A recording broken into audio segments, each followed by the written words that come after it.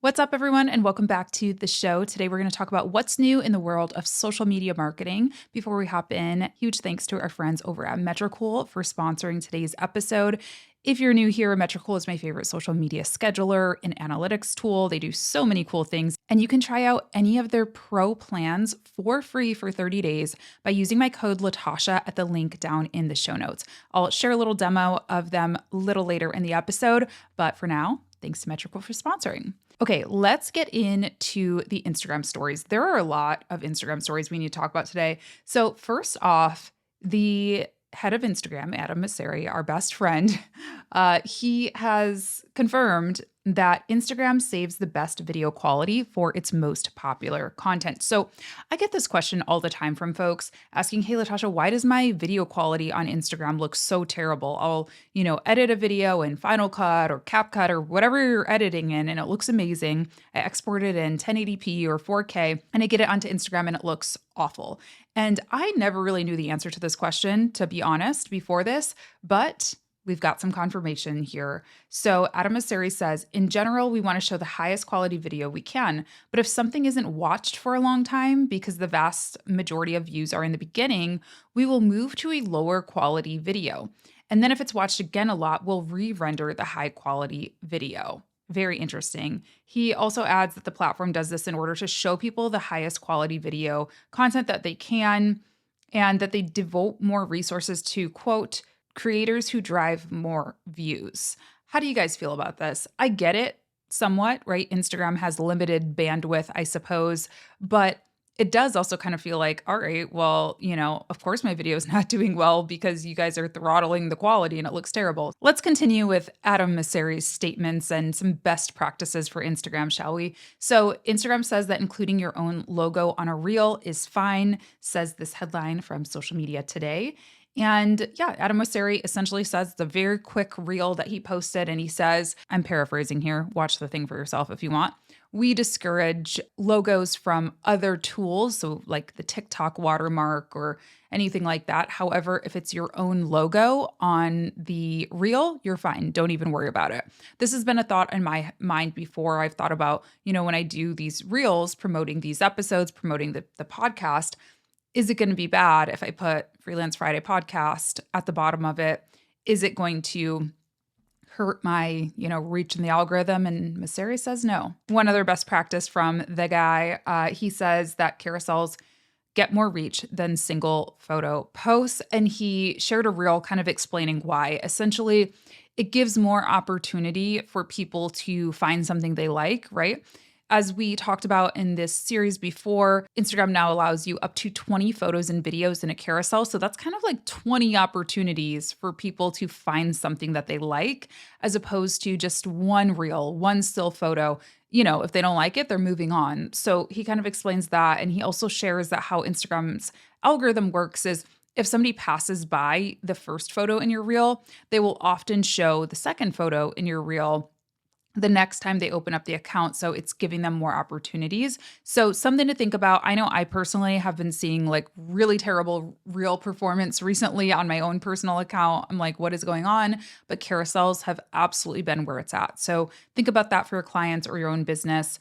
Maybe it's time for carousels. Maybe it's carousel time. In more serious news, Instagram has rolled out some new safety features, again, to protect teens. As we've talked about time and time again in this series, social media and its impact on teens is something that, politicians are watching, parents are watching, everybody is paying attention to it. It definitely affects those of us who work in the industry because, there might be regulations that come out that impact our ability to market. One of the biggest features is that you are no longer able to screenshot ephemeral content in Instagram DMs. So in the past, you were able to do that, meaning that if someone sent you a photo or video via the DMs using that view once or allow replay feature, so kind of like that disappearing kind of Snapchat style message, you could screenshot it and the user would just be notified, but now you cannot do that at all. And it also won't let people open the view once or allow replay images or videos on desktop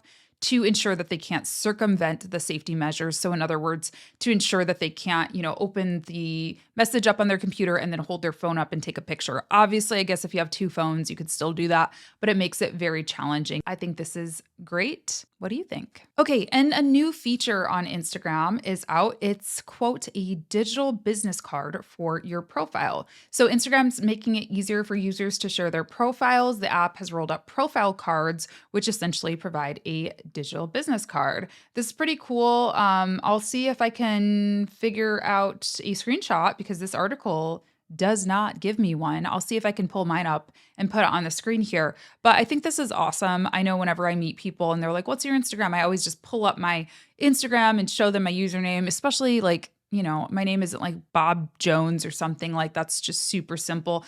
Not that my name is complicated or anything, but it's just a little easier to just show them. So this is even better in my opinion. All right, let's go over to TikTok. TikTok has expanded its educational STEM feed to all users.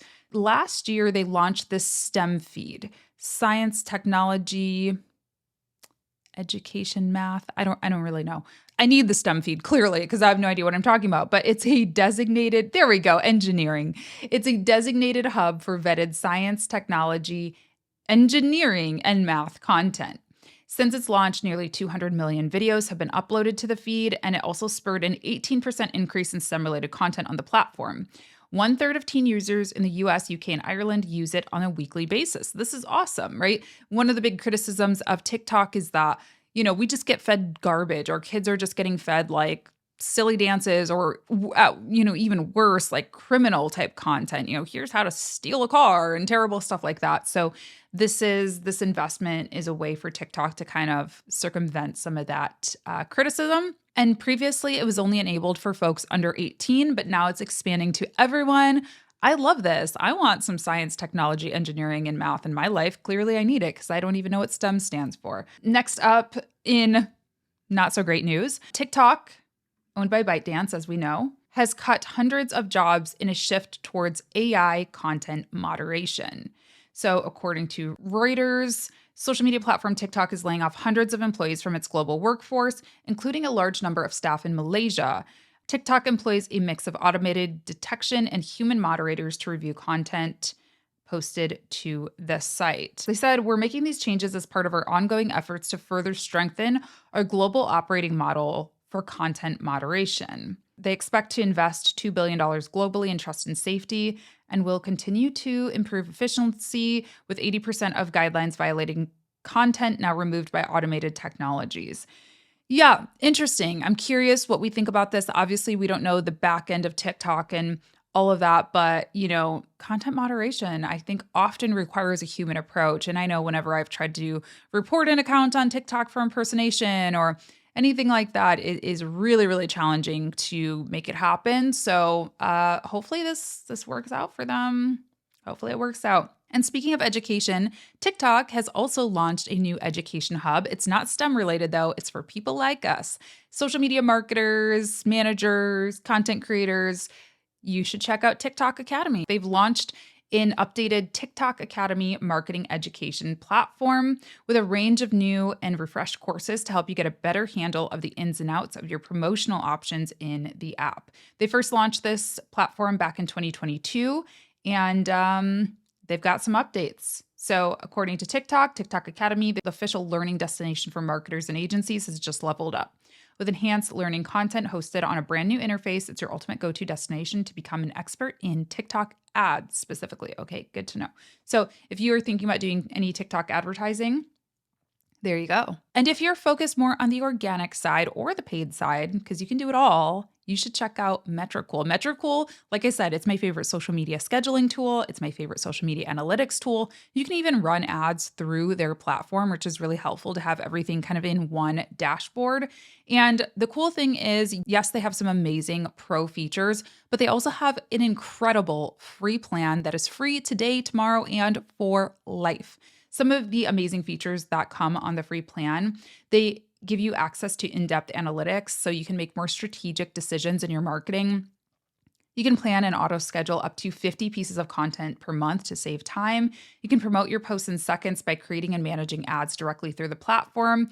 You can view best times to see when your followers are more active and know when to post. You can review and reply to all important social media messages with their inbox feature. You can analyze up to 5 competitor profiles and spy on the brands you like, and so much more. Seriously, Metricool has changed my business. I've been using it for the past couple years, and it's saved me time. It's saved me stress. It has been so helpful, and there are some amazing humans working behind the brand as well. So be sure to check them out. You can use my link down in the show notes, and if you want to use my code Latasha, you can try out some of the pro features for free for 30 days. But again, the free plan is free forever. We love that. Let's go over to X. It's always my favorite platform to learn about because they're always doing some interesting things. This month, X has updated its privacy policy to allow third parties to train AI models with its data. And they're also imposing some new penalties for companies who are not a partner who are scraping tweets, which I like, but let's dive a little deeper. The new policy takes effect November 15th. And it would open the door to Reddit-like arrangements. We've talked about this months ago, which outside companies can pay to license data from X. So let's just pretend I am a book company and I want to write books about pop culture. So I'm going to reach out to X and I'm going to say, hey, you have a lot of people talking about pop culture on your platform. Can I pay a fee to aggregate all of that information and train my AI so I can write an AI book about pop culture? That's a thing. So it's a way for X to make money off of its users. So the good news is, though, users can, it sounds like, opt out. The policy mentions the ability to opt out. However, it's not yet clear how users would actually do so. As TechCrunch notes, the policy points to users' setting menu, but there doesn't appear to be a control for opting out of the data sharing. It doesn't go into effect until later this month, so there's still a chance that could change. X didn't respond to a request for comment, so we'll see about that. If there isn't a way to opt out, I think I'm going to be canceling my X. I think I'm going to be deleting it. But in addition to the privacy policy, X is also updating its terms of service with stricter penalties for entities that are caught scraping large numbers of tweets.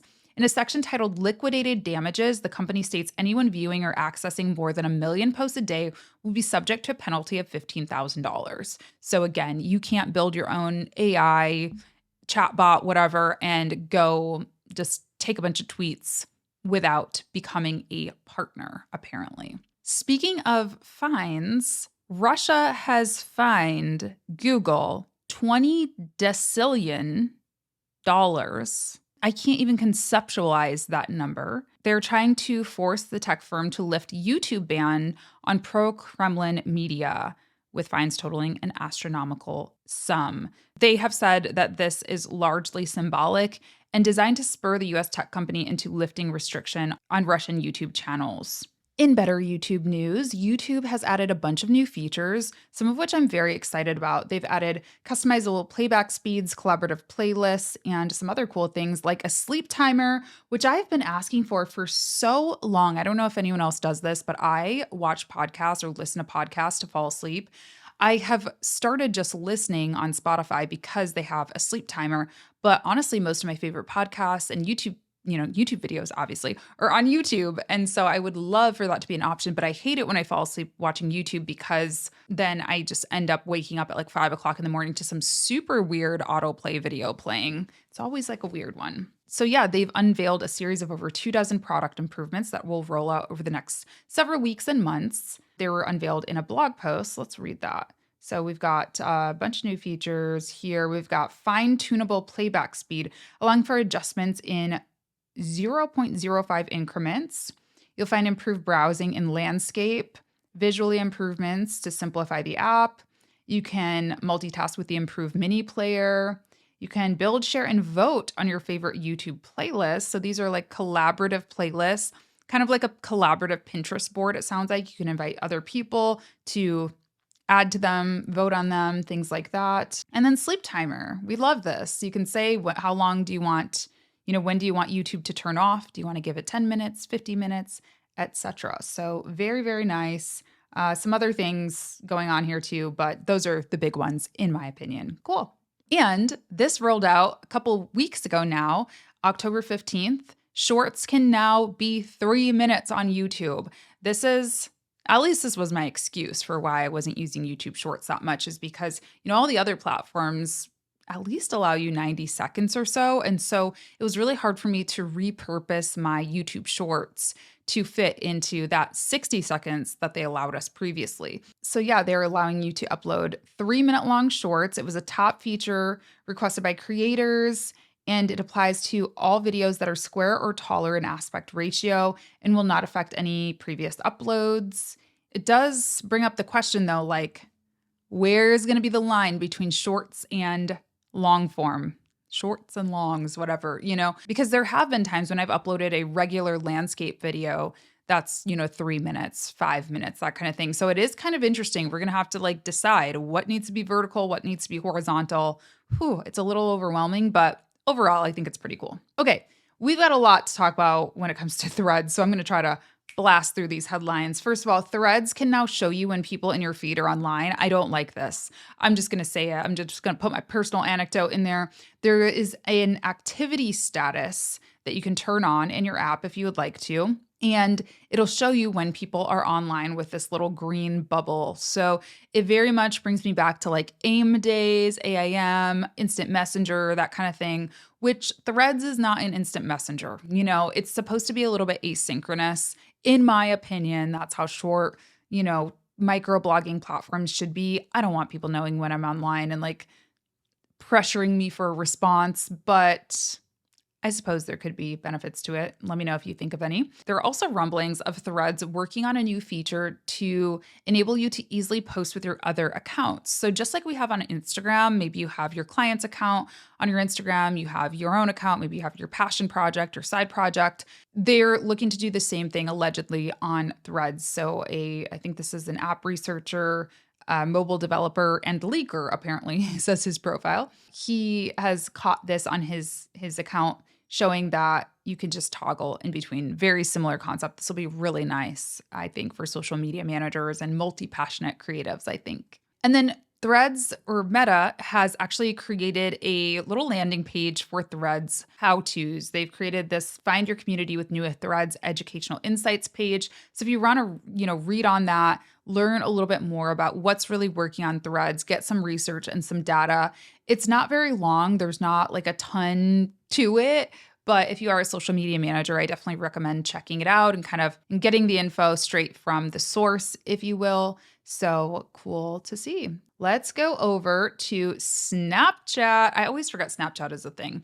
And then I read through headlines and I'm like, oh, okay. They are still a thing. I think I'm just maybe old. I don't know. But they are actually bringing a camera shortcut to the iPhone lock screen. Users with iPhone iOS 18 and later can now replace the flashlight or native camera lock screen shortcut with the Snapchat camera. Once a picture is taken or video is recorded, users will have to then unlock their phone before sharing. Snapchat says that more than 55,000 snaps are created every second on average, and that through this integration, the app is making it easier to capture a moment as it happens. Okay, cool. Again, I always forget, do you guys use Snapchat? Or everyone I know or ever hear of using Snapchat is very, very young, but I could be completely wrong. I feel like there's a whole world out there that I need to really dive into. And lastly, we'll end on a retirement from LinkedIn. Not the platform. The platform is still around, but they are retiring their celebratory post templates. I just find these so funny. I'm kind of sad, but I get why, because they feel so archaic. But whenever you would have a work anniversary or I got a new job or something like that, they would give these little animated smiling suns and cupcakes and stuff like that. And it's a little dorky, but they're going away. They said, we're removing a handful of infrequently used templates like appreciation, welcome, and skill assessment badge. Remember, even with these changes, you can still celebrate new teammates and professional accomplishments. Okay, cool. This article from Social Media Today kind of commentates that it looks like it's designed to get more users posting original content to the app. and the graphics do look a bit outdated. So maybe this is a positive update. I agree. That's a really good point that they bring up. Like, they probably don't want you to be posting like weird stick figures and drawings. They would rather you post a photo of you at your new job or a photo with your certification or something like that, because they are very much trying to become this content creation hub, as evidenced by their short form vertical video feed that we talked about a couple of episodes ago. All right, that's it for today's episode. Let me know down in the comments which of these stories you're excited about. Are you angry about any of them? And please do check out Metricool. They are so kind to sponsor the podcast. And you can use my code Latasha at the link in the show notes and description box to try their pro plan for free for 30 days. They also have an amazing free plan that you got to check out. It has changed my business. Thanks so much for tuning in today. I appreciate you all for being here, and I'll see you in the next one. Bye.